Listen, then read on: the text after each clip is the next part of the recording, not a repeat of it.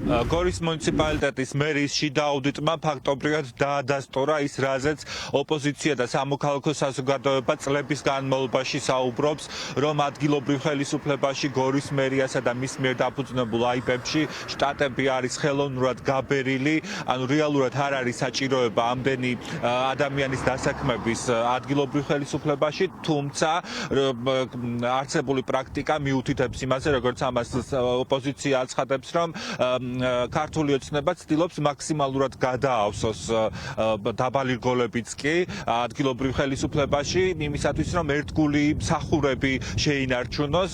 აღნიშნულ ტენდენციას უკავშირებს ადგილობრივი ოპოზიცია და სამოქალაქო საზოგადოება სწორედაც აუდიტის ამ დასკვნას, რომ ეს არის მოჩვენებითი დემოკრატიის შექმნის მცდელობა იმისათვის, რომ ეს დოკუმენტი გორის მუნიციპალიტეტის მერის შიდა აუდიტის დასკვნა გახდეს საბაბი მერისთვის, რომ ჩაატაროს რეორგანიზაცია, თითქოს იმის საბაბით, რომ მოხდეს ოპტიმიზაცია სამსახურების, თუმცა ამის არჯერად არც ოპოზიციას და არც სამოქალაქო საზოგადოებას მათი თქმით ამის მთავარი მიზანი არის ის, რომ ერთი კლანი მეორემ ჩაანაცვლოს და მეორის გავლენის სფეროები გაფართოვდეს და დასაქმდნენ ახალი ადამიანები, რომლებმაც ბოლო დროს გამოიჩინეს თავი ოცნების მსახურებით.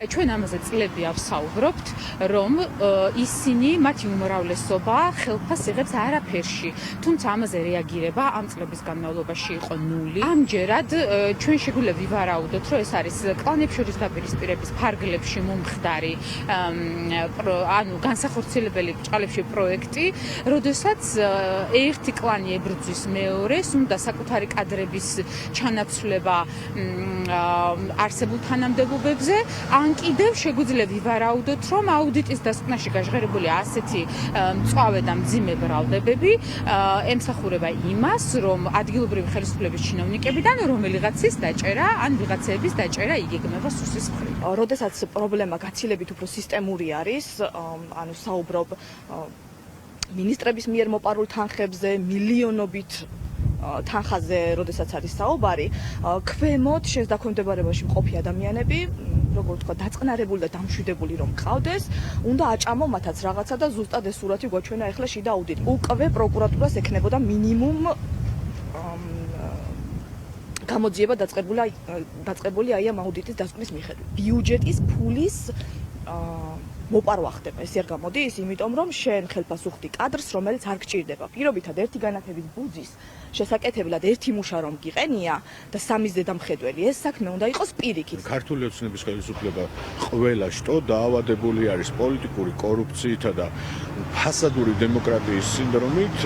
აუცილებლად მოხდება ახლა რომ დაიწყებენ რეორგანიზაციებს, შეცვლიან სახელებს კონკრეტული პოზიციების, შეცვლიან ადამიანებს, რომლებსაც შეეცვალათ მფარველები. გასული წლების ტენდენციები მსგავსი რეკომენდაციების შემდეგ გვიჩვენებდა იმას, რომ იცვლებოდა რაღაცები, მაგრამ ფინალში ხდებოდა, რომ უფრო მეტი დაუსაბუთებელი შტატი ჩნდებოდა, უფრო მეტი დაუსაბუთებელი პოზიციები ჩნდებოდა, უფრო მეტი ადამიანები, რომლებიც ხელისუფლებასთან არიან დასაქმებულები, ფორმდებოდნენ სხვადასხვა პოზიციებზე და ბიუჯეტის ხარჯზე იღებდნენ სხვადასხვა დივიდენდებს. გორის მუნიციპალიტეტის მერიასა და აიპებში დიდი ვნებათა ხელვა, ისინი ელოდებიან გორის მერის გადაწყვეტილებას. ჩვენ ბუნებრივია გვქონდა კონსტანტინე ბუზოაძესთან დაკავშირების მცდელობა, თუმცა მან ჩვენს სატელეფონო ზარებს არ უპასუხა. ჩვენ გვაინტერესებს და ახლა მთავარი კითხვა არის ის, თუ გახდება თუ არა ეს შიდა აუდიტის დასკვნა რეორგანიზაციის საფუძველი და აპირებს თუ არა კონსტანტინე ბუზოაძე ადგილობრივ ხელისუფლებაში კადრების შემცირებას. გიორგი დვალიშვილი საუბრობდა პირდაპირ ეთერში. მადლობა გიორგი.